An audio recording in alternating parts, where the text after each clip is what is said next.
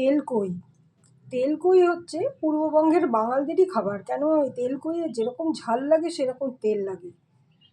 তো কই মাছ অত্যন্ত সুন্দর একটা টেস্ট আর গন্ধ, যেটা কিনা ওই বাঙালদের মধ্যে বেশি জনপ্রিয়। তো আমি আজকে রান্না করব ময়মনসিংহ জেলার একটি রান্না বাঙালদের। তো আমার মনে হয় এটা খুব একটা আর কেউ করে বলে মনে হয় না।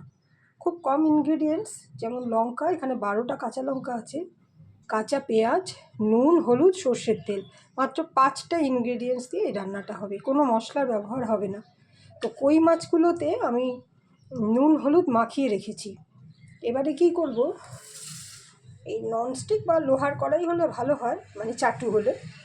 তো আমি ননস্টিকেই করছি। তো পেঁয়াজগুলোকে আগে সাজিয়ে দিতে হবে।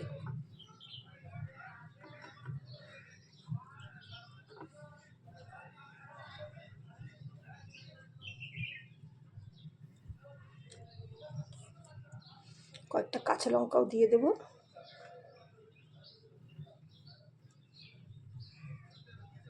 এবারে এই যে কই মাছগুলোকে সাজিয়ে দেব। আমি 4টে কই মাছ করছি, এই 350-400 মতো ওজন হয়েছে। সেই অনুযায়ী এই পেঁয়াজ আমি 3টে পেঁয়াজ দিয়েছি, 2টো বড়, একটা মাঝারি। এবার আপনারা যতগুলো করবেন সেই অনুযায়ী পেঁয়াজটা দেবেন। এবারে দেব কি, এর উপরে এই পেঁয়াজগুলো দেব।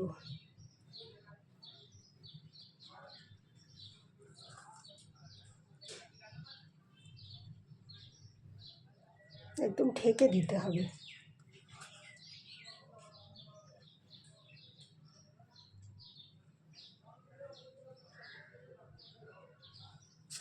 এবারে এর উপরেও লঙ্কাগুলোকে সাজিয়ে দেব।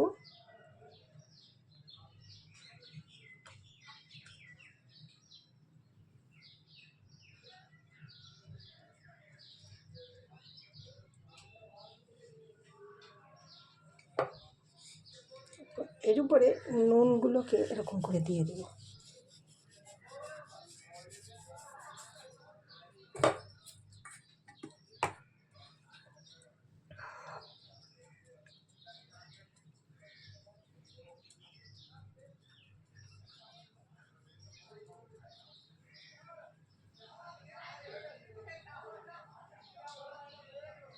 কোনো মাখাতে ঠাকাতে হবে না, এমনি এটা সিদ্ধ হতে হতে ওটা মিশে যাবে।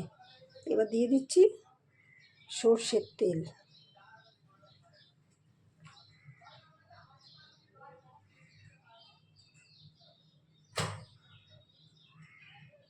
সর্ষের তেলটা এখন একটু দিচ্ছি, পরে আবার লাগবে, কেননা ওটা টেনে যাবে। প্রচুর তেলের ব্যবহার। এবার আমি গ্যাসটা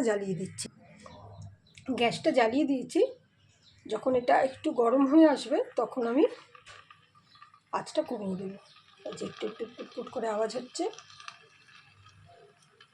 ধিমে আছে, এটা ধীরে ধীরে ধীরে ধীরে হতে থাকবে, না হলে পেঁয়াজটা পুড়ে যাবে। পেঁয়াজ কিন্তু পুড়ে যাওয়া চলবে না, নরম হবে। এই যে আঁচটা কমিয়ে দিলাম, একটু ঢাকা দিয়ে দিলাম, তাহলে উপরের পেঁয়াজগুলো সিদ্ধ হয়ে যাবে।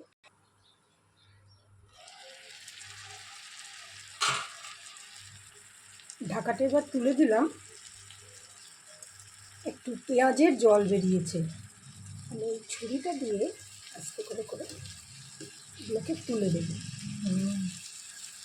সময় লাগবে, জলটা পুরো টেনে যাবে এবং আরেকটু তেলও লাগবে।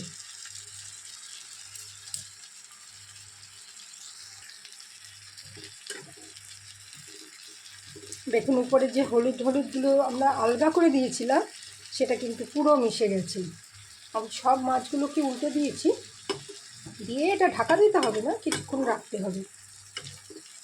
তেলগুলো আস্তে আস্তে জলটা টানলে তখন তেলগুলোকে আমি মাছের উপরে উপরে দিয়ে দেবো।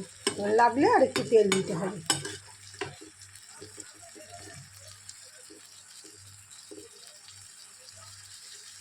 এই যে তেল, কাঁচা তেল, পেঁয়াজ এবং লঙ্কার এই যে 3টেই ঝাঁজ, তো সে যে কী অদ্ভুত সুন্দর গন্ধ বেরোচ্ছে।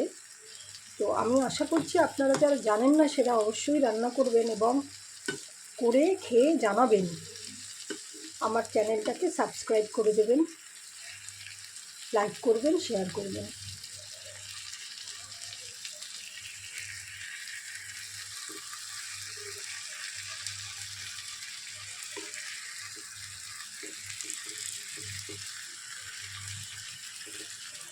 এই মাছগুলোকে একটু একটু করে উল্টে পাল্টে দিতে হবে, ঢাকা আর দেওয়ার দরকার নেই। পেঁয়াজ সিদ্ধ হতে তো সময় লাগে না, কিন্তু এই যে কই মাছটা সেটা একটু সিদ্ধ হতে লাগবে, শক্ত মাছ খুব।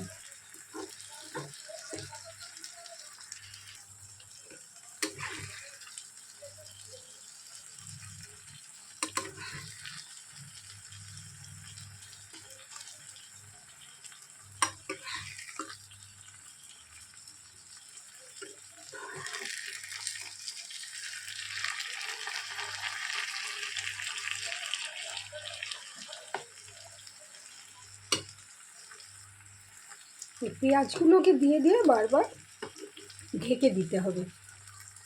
আর ওই যে পাশ দিয়ে তেল বেরোচ্ছে সেগুলো মাছের উপর দিয়ে দিতে হবে।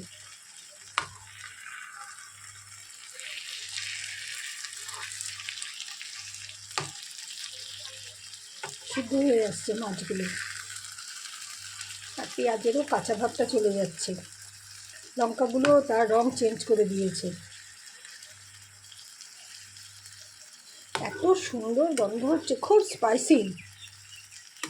যারা ঝাল তেল মশলা খেতে পারবেন, যারা খান না তাও একদিন করে দেখতে পারেন। এই অসাধারণ বাঙালি রেসিপি, এটা ময়মনসিংহের রেসিপি। বরিশাল জেলার আছে, যশোর জেলা আছে, তবে আমি যতদূর জানি ঢাকা জেলার লোক এই তেলকই খায় না। কেন ঢাকার লোকেরা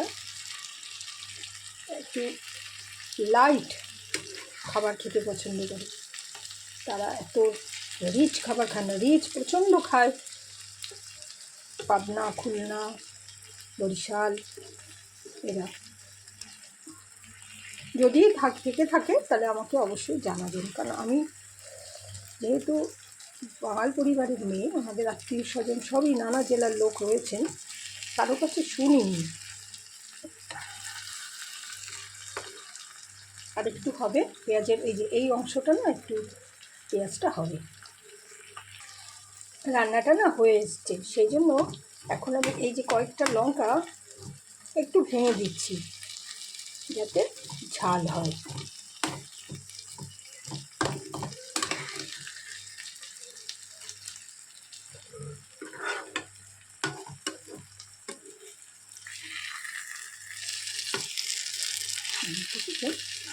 হয়ে গেছে, এই যে একটু একটু লেগে লেগে আসছে।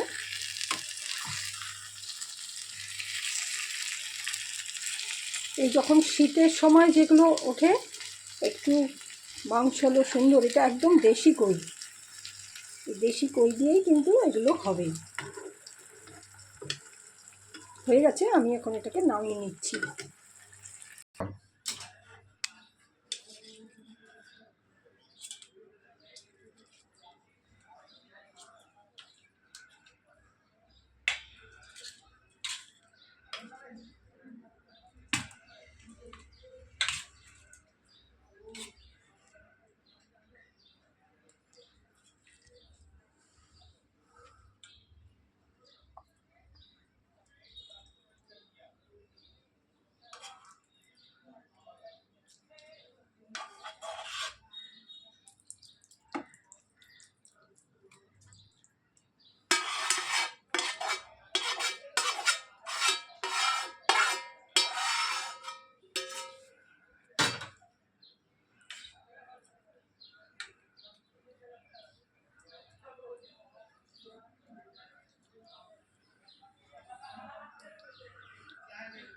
হয়ে গেছে কই মাছের তেল কই।